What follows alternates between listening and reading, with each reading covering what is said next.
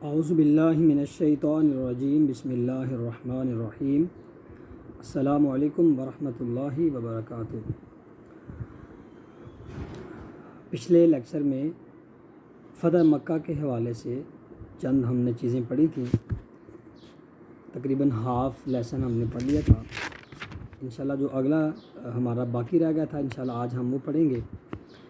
جو لاسٹ ہمارا لیکچر تھا اس میں فتح مکہ جو ہے وہ ٹوٹنے کی وجوہات کیا تھیں، کیا حالات ایسے بنے کہ جو صلح حدیبیہ میں 10 برس جنگ بندی کا اعلان کیا گیا تھا اس کو جو ہے وہ توڑنا پڑا، اور اس میں خاص طور پر بنو بکر اور بنو خزاعہ جو دو قبائل تھے ان کا بڑا بنیادی رول ہے، اس کا بھی تذکرہ ہے۔ اس کے بعد نبی اکرم صلی اللہ علیہ وسلم کی جو امن پسندی ہے، آپ صلی اللہ علیہ وسلم نے کیا پیشکش کی ان کو، اس کا تذکرہ ہم نے پڑھا تھا۔ اور پھر اس کے بعد ابو سفیان کا نبی اکرم صلی اللہ علیہ وسلم کی خدمت میں حاضر ہو کر اس معاہدے کی تجدید کرنے کا بار بار جو ہے وہ بات کرنا آپ صلی اللہ علیہ وسلم سے، لیکن آپ کا اس معاہدے کی تجدید نہ کرنا، یہاں تک ہم نے پڑھ لیا تھا۔ اب ہم پڑھیں گے پیج نمبر 36 سے اسلامی لشکر کی مکہ کی طرف پیش قدمی۔ رسول اکرم صلی اللہ علیہ وسلم 10 رمضان المبارک 8 ہجری کو مدینہ منورہ سے مکہ مکرمہ کی جانب روانہ ہوئے تو آپ صلی اللہ علیہ وسلم روزے سے تھے اور دوسرے مسلمان بھی صائم تھے۔ صائم کہتے ہیں روزہ رکھنے والے کو، روزہ دار کو۔ اب آپ دیکھیں کہ یہ جو فتح مکہ ہے اسلام کی بہت بڑی، یعنی فتح مبین اللہ نے اس کو کہا کہ بہت بڑی کامیابی، اور اس کا جو خاصہ ہے وہ کیا ہے کہ جو عرب کا کیپٹل تھا، جہاں پر تمام جو قبائل تھے ان کے بت سو کالڈ ان کے خدا جو ہے وہاں پہ پڑے ہوئے تھے، تو وہ نبی اکرم صلی اللہ علیہ وسلم کو اللہ تعالیٰ نے وہاں پر فتح عطا فرما دی، مسلمانوں کا وہاں پہ غلبہ ہو گیا۔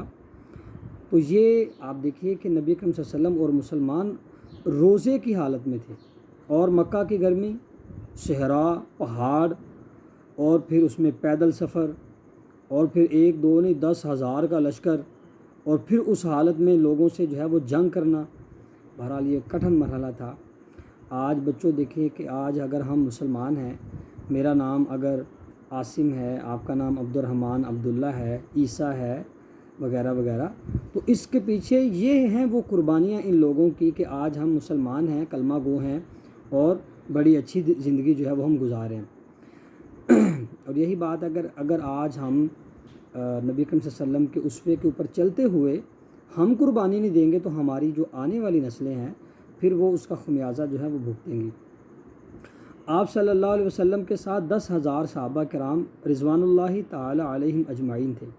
حضرت عباس جو ابھی مکہ مکرمہ میں مقیم تھے، اپنے اہل و عیال سمیت ہجرت کر کے مدینہ منورہ کی طرف آ رہے تھے۔ وہ مقام حجفہ میں رسول اکرم صلی اللہ علیہ وسلم کی خدمت میں حاضر ہوئے۔ نبی کریم صلی اللہ علیہ وسلم کی ہدایت کے مطابق انہوں نے اپنے اہل و عیال کو مدینہ منورہ بھیج دیا اور خود لشکر اسلام میں شامل ہو گئے۔ رسول اللہ صلی اللہ علیہ وسلم کے حکم سے آپ صلی اللہ علیہ وسلم نے اپنا سفر جاری رکھا، اور آپ کا آخری پڑاؤ مرو زہران میں تھا۔ یہاں سے مکہ مکرمہ تھوڑے ہی فاصلے پر تھا۔ رسول اللہ صلی اللہ علیہ وسلم کے حکم سے تمام فوج نے الگ الگ جگہ آگ روشن کی۔ قریش کو لشکر اسلام کی روانگی کی اطلاع پہنچ چکی تھی۔ تحقیق کے لیے انہوں نے ابو سفیان بن حرب اور حکیم بن حزام اور بدیل بن ورقہ کو بھیجا، یعنی یہ تینوں لوگ جو ہے یہ ان کے ہاں بڑے فہم و فراست رکھنے والے لوگ تھے۔ اس تجسس میں ان کا گزر مرو زہران میں ہوا۔ نبی اکرم صلی اللہ علیہ وسلم کے خیمہ کی حفاظت پر دستہ متعین تھا۔ دستہ کہتے ہیں کچھ سپاہیوں کا، کچھ فوجیوں کا اسلحے کے ساتھ لیس ہو کے، یعنی کسی جگہ پہ کھڑے ہونا ان نبی اکرم صلی اللہ علیہ وسلم کی حفاظت، تو اس کو دستہ کہتے ہیں کہ وہ جو اسلحے سے لیس کچھ گروہ کھڑا ہے۔